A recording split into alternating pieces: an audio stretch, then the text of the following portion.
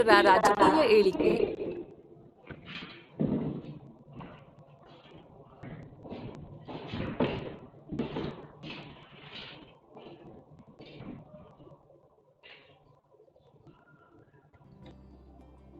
ಪಾಠ ಪ್ರಾರಂಭಿಸುವ ಮೊದಲು ತಿಳಿಸುವುದೇನೆಂದರೆ, ನಿಮ್ಮ ಆಯ್ಕೆಯ ವಿಷಯವನ್ನು ಕಲಿಯಲು ಕೆಳಗೆ ಕೊಟ್ಟಿರುವ ಯಾವುದಾದರೊಂದು ಟ್ಯಾಬ್ ಅನ್ನು ಕ್ಲಿಕ್ಕಿಸಬಹುದು.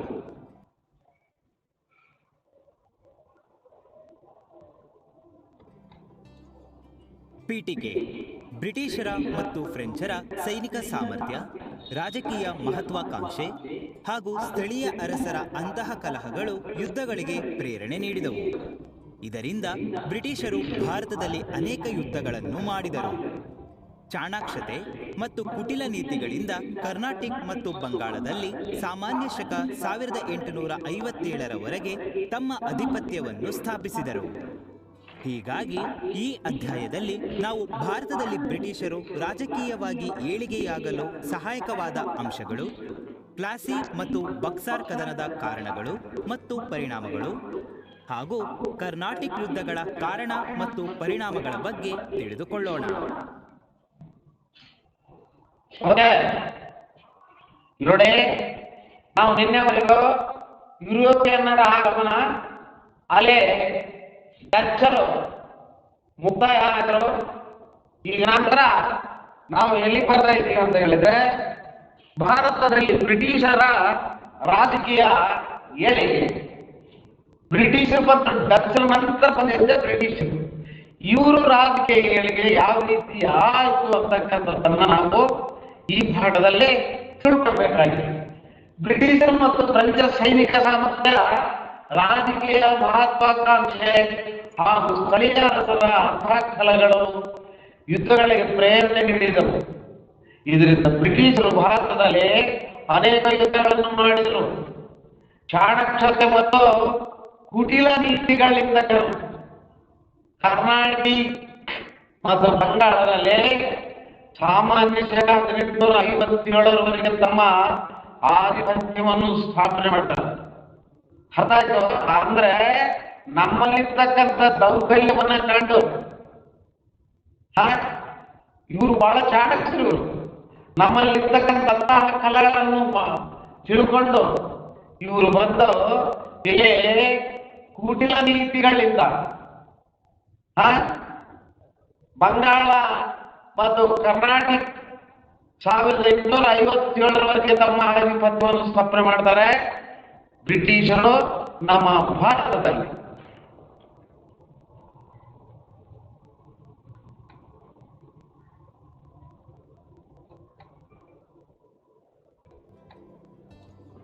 ಉದ್ದೇಶಗಳು: ಈ ಅಧ್ಯಾಯದಲ್ಲಿ ನಾವು ಕೆಳಗಿನ ಪರಿಕಲ್ಪನೆಗಳ ಬಗ್ಗೆ ಕಲಿಯೋಣ. 1. ಪ್ಲಾಸಿ ಕದನ. 2. ಬಕ್ಸಾರ್ ಕದನ. 3. ಕರ್ನಾಟಕ ಯುದ್ಧಗಳು. ಇದರಲ್ಲಿ ಪ್ರಥಮ ಕರ್ನಾಟಕ ಯುದ್ಧ, ಎರಡನೇ ಕರ್ನಾಟಕ ಯುದ್ಧ, ಮೂರನೇ ಕರ್ನಾಟಕ ಯುದ್ಧ. 4. ಸಹಾಯಕ ಸೈನ್ಯ ಪದ್ಧತಿ. 5. ದತ್ತು ಮಕ್ಕಳಿಗೆ ಹಕ್ಕಿಲ್ಲವೆಂಬ ನೀತಿ. ನೋಡಿ, ಉದ್ದೇಶ ಯಾವ ಉದ್ದೇಶಕ್ಕಾಗಿ ಇವೆಲ್ಲ ನಡೆದವು ಅಂತಕ್ಕಂಥವು ನಾವು ಈ ಪಾಠದಲ್ಲಿ ತಿಳ್ಕೊಳ್ಬೇಕು.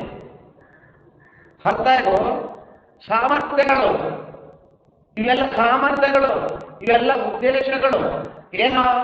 ಪ್ಲಾಸಿ ಕದನ, ಬಕ್ಸರ್ ಕದನ, ಕರ್ನಾಟಕ ಯುದ್ಧಗಳು, ಪ್ರಥಮ ಕರ್ನಾಟಕ ಯುದ್ಧ, ಎರಡನೇ ಕರ್ನಾಟಕ ಯುದ್ಧ, ಮೂರನೇ ಕರ್ನಾಟಕ ಯುದ್ಧ, ಸಹಾಯಕ ಸೈನ್ಯ ಪದ್ಧತಿ, ದತ್ತು ಮಕ್ಕಳಿಗೆ ಹಕ್ಕಿಲ್ಲವೆಂಬ ನೀತಿ.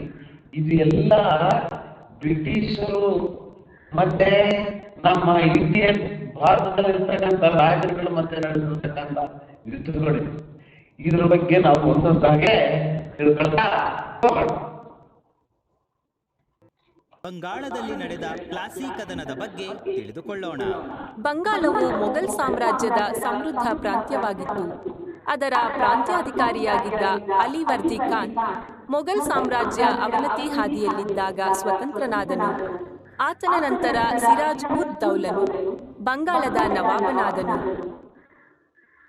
ನೋಡಿ ಈ ಮೊಟ್ಟ ಮೊದಲೇ ನಾನು ತಿಳ್ಕೊಳ್ಳೋದು ಯಾಕಂದ್ರೆ ಪ್ಲಾಸಿ ಕದನ ಎಷ್ಟನೇ ಇಸ್ವಿಯಲ್ಲಿ ಸಾಮಾನ್ಯ ಶಕೆ 1757ರಲ್ಲಿ ವಂಶಗೆ ನಿಜಕ್ಕೆ 1757ರಲ್ಲಿ ಪ್ಲಾಸಿ ಕದನ. ಆಗ ಬಂಗಾಳವು ಮೊಘಲ್ ಸಾಮ್ರಾಜ್ಯದ ಸಮೃದ್ಧ ಪ್ರಾಂತವಾಗಿತ್ತು. ನೋಡು, ಏನು ತೊಂದರೆ ಇಲ್ಲ ಇರ್ತಕ್ಕಂಥ ಸಾಮ್ರಾಜ್ಯ ಆಗಿತ್ತು. ಯಾರು ಆಳ್ವಿಕೆ ಮಾಡ್ತಾ ಇದ್ರು? ಮೊಘಲರು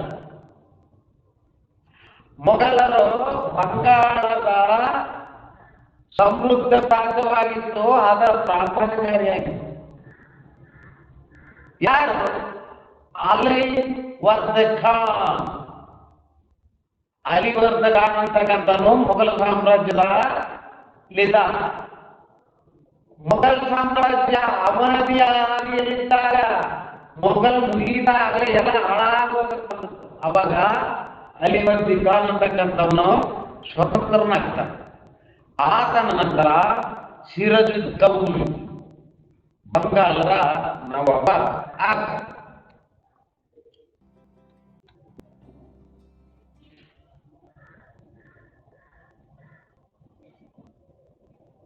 ನಾವೀಗ ಪ್ಲಾಸಿ ಕದನಕ್ಕೆ ಕಾರಣವಾದ ಅಂಶಗಳನ್ನು ಪಟ್ಟಿ ಮಾಡೋಣ.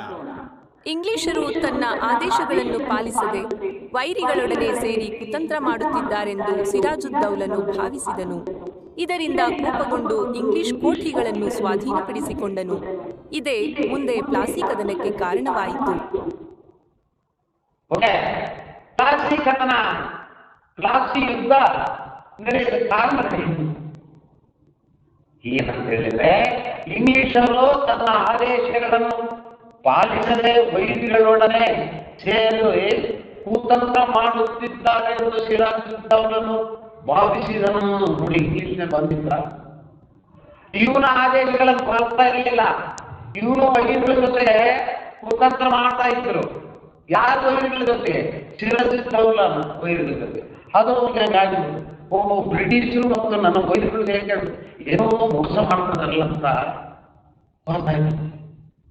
ಅದರಿಂದ ಕೋಪಗೊಂಡು ಇಂಗ್ಲಿಷ್ ಕೋಟೆಗಳನ್ನು ಸ್ವಾಧೀನಪಡಿಸಿಕೊಂಡ.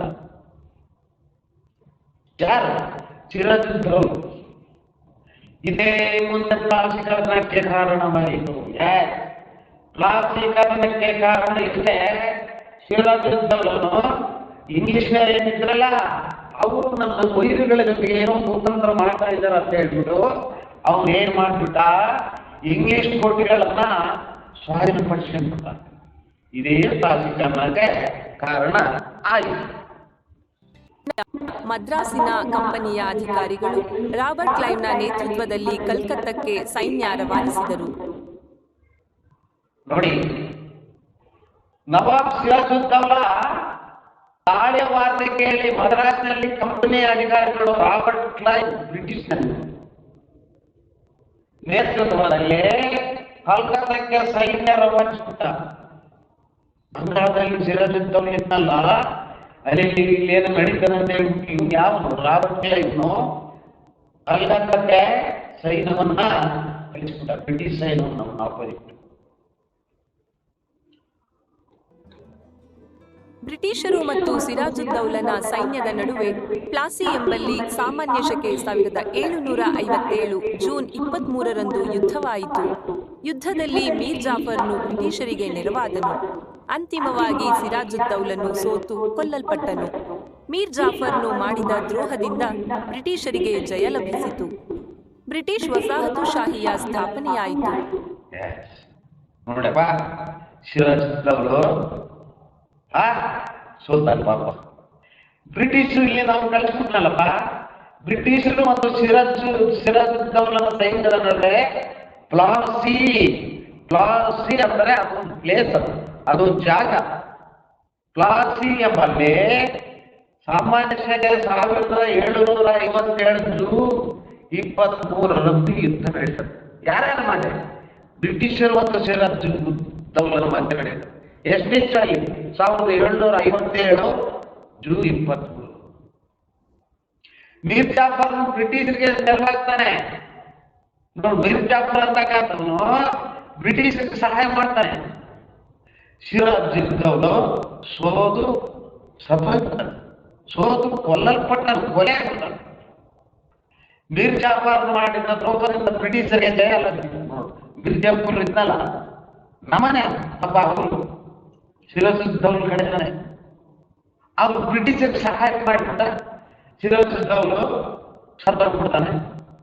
ಈ ಮೀರ್ ಜಾಫರ್ ಮಾಡಿದ ದ್ರೋಹದಿಂದ ಪಾಪ ಬ್ರಿಟಿಷ್ ಕೆಲಸ, ಬ್ರಿಟಿಷ್ ವಸಾಹತುಶಾಹಿ ಸ್ಥಾಪನೆ ಆಗ್ತದಲ್ಲಿ ಅವನ್ನೇನು ರಾಜ್ಯ ಮಾಡಲ್ಲ, ಅವರು ಶಾಹಿ ಸ್ಥಾಪನೆ ಮಾಡ್ತಾರ. ಅವ್ನಿಗೆ ಏನು ಒಂದು ಮಾಡ್ತಾರ ನೋಡಿ. ನಾವೀಗ ಪ್ಲಾಸಿ ಕದನದ ಪರಿಣಾಮಗಳನ್ನು ವಿಶ್ಲೇಷಿಸೋಣ. ಆಧುನಿಕ ಭಾರತದ ಚರಿತ್ರೆಯಲ್ಲಿ ಪ್ಲಾಸಿ ಕದನವು ಒಂದು ನಿರ್ಣಾಯಕ ಕದನವಾಗಿದೆ. ಈ ಯುದ್ಧದಲ್ಲಿ ಸಿರಾಜುದ್ದೌಲನ ಸೋಲಿನಿಂದ ಆಂಗ್ಲರು ಬಂಗಾಳದ ರಾಜಕೀಯದಲ್ಲಿ ಮಹತ್ವದ ಸ್ಥಾನವನ್ನು ಪಡೆದರು. ನೋಡಿ, ಆಧುನಿಕ ಭಾರತದ ಚರಿತ್ರೆಯಲ್ಲಿ ಪ್ಲಾಸಿ ಕದನ ಒಂದು ನಿರ್ಣಾಯಕ ಕದನವಾಗಿ ನೋಡಿ. ಹೊಸ ಭಾರತದ ಚರಿತ್ರೆಯಲ್ಲಿ ಪ್ಲಾಸಿ ಕದನ ಏನಿದೆಯಲ್ಲ ಅದು ಒಂದು ನಿರ್ಣಾಯಕ ಕದನ. ಈ ಯುದ್ಧದಲ್ಲಿ ಸಿರಾಜುದ್ದೌಲನು ಸೋಲಿನಿಂದ ಆಂಗ್ಲದ ರಾಜಕೀಯದಲ್ಲಿ ಮಹತ್ವದ ಸ್ಥಾನವನ್ನು ಪಡೆದನು. ಅವನು ಸೋಲಿಸಿದ್ದಾಗೆ ಅಲ್ಲಿ ಆಂಗ್ಲರು ಮಹತ್ವದ ಸ್ಥಾನವನ್ನ ಪಡ್ಕೊಳ್ತಾರೆ. ಬ್ರಿಟಿಷರ ಕೃಪೆಯಿಂದ ಮೀರ್ ಜಾಫರ್ ಬಂಗಾಳದ ನವಾಬನಾದನು, ಆದರೆ ಅವನು ಬ್ರಿಟಿಷರ ಕೈಗೊಂಬೆಯಾದನು. ಇವನು ಏನಾಗ್ತಾನೆ, ಬ್ರಿಟಿಷರು ಬಂದ ಮೀರ್ ಜಾಫರ್ ಅವ್ನು ಸಪೋರ್ಟ್ ಮಾಡ್ತಾನೆ, ಸಿರಾಜುದ್ದೌಲನ ಸೋಲಿಸ್ತಾನೆ, ಅವ್ನ ಕಡೆ ಸಪೋರ್ಟ್ ಮಾಡಿ ಅವ್ನು ಸತ್ತೋಗ್ತಾನೆ ಬಿಡ್ರಿ. ಇವನು ಅವ್ರಿಗೆ ಬಂದು ಅವ್ರು ಬ್ರಿಟಿಷರೆಲ್ಲ ಹೇಳ್ಬೋದು ನಂಗೆ ರಾಜ ಮಾಡ್ಬಿಡ್ತಾರೆ, ನಾನು ಹಿಂಗೆ ಅಂತ ಅಂದ್ಕೊಂಡಿರ್ಬೋದು. ಬ್ರಿಟಿಷರ ಕೃಪೆಯಿಂದ ಮೀರ್ ಜಾಫರ್ ಬಂಗಾಳದ ನವಾಬ ಆಗ್ತಾನೆ, ಬಟ್ ಅವ್ರು ಹೇಳಿದೆ ಕೇಳ.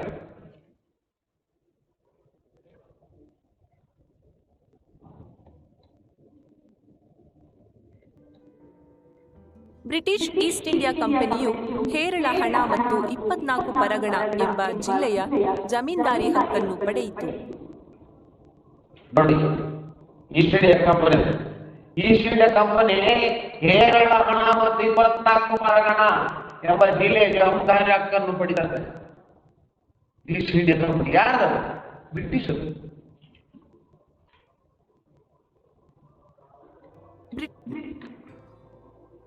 ಪೀಠಿಕೆ ಬ್ರಿಟಿಷರ ಮತ್ತು ಫ್ರೆಂಚರ ಸೈನಿಕ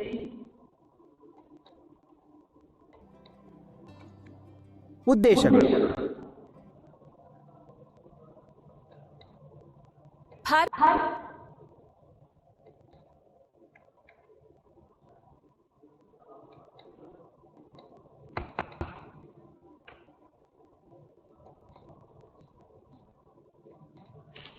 ಭಾರತದಲ್ಲಿ ಬ್ರಿಟಿಷರ ರಾಜಕೀಯ ಏಳಿಗೆ. ಪಾಠ ಪ್ರಾರಂಭಿಸುವ ಮೊದಲು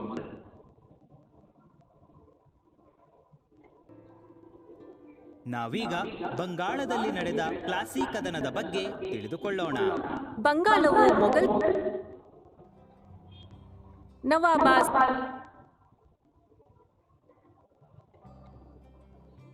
ನಾವೀಗ ಪ್ಲಾಸಿ ಕದನಕ್ಕೆ ಕಾರಣವಾದ ಇಂಗ್ಲಿಷರು ತನ್ನ ಆದೇಶಗಳನ್ನು ನವಾಬ ಸಿರಾಜುದ್ದೌಲನ ದಾಳಿ,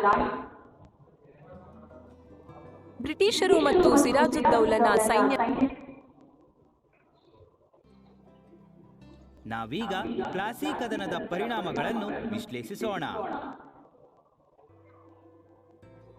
ಬ್ರಿಟಿಷರ ಕೃಪೆಯಿಂದ ಮೀರ್ ಜಾಫರ್ ಬಂಗಾಳದ ನವಾಬನಾದನು, ಆದರೆ ಅವನು ಬ್ರಿಟಿಷರ ಕೈಗೊಂಬೆಯಾದನು.